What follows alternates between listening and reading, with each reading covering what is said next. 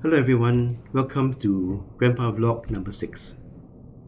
The topic for today I want to talk about is about the concept of making money work for you so you don't have to work for it. Let me say that again.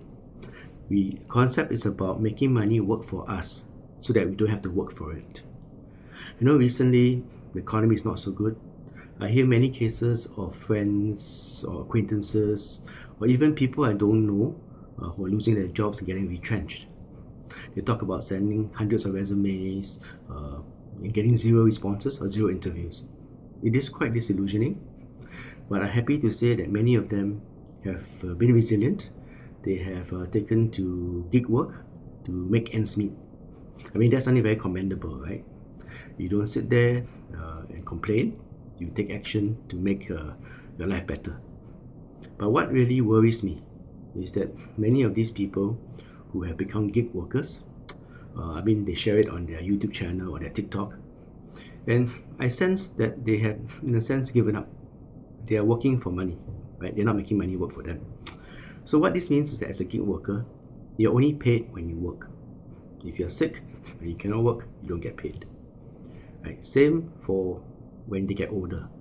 Right? As gig workers, it's okay when you're young, when you're healthy, you have the energy to move around. But what happens when you get old? You get older, you're unable to work. What then happens? If you're unable to show up for work, you're unable to do the delivery, you will not be paid. So this is where the concept of making money work for you so that you don't have to work comes in. It's something very important, and I think all of us must remember this. So what this means for us is that as we work, right, even when you're young now, you're a full-time job, start setting aside money, investing it, right, and making sure the money actually brings a return for you. I know some of you will be saying, "Hey, you're crazy lah. How to save money? I'm barely making ends meet." Well, the reality is that financial consultants talk about this concept called the latte effect. Many of us go out on a daily basis. We spend money without thinking about it. Imagine going to a restaurant, ordering that cup of Coke. Sometimes it can cost $2-3. But if you ask for water, it will cost you 50 cents. Or if you bring your own water, it costs you nothing. Even worse, many of us think nothing about going to Starbucks to buy a cup of Starbucks, right? And Starbucks costs $8 or $9. Now imagine if you did not spend $8 or $9 and instead use that money to invest.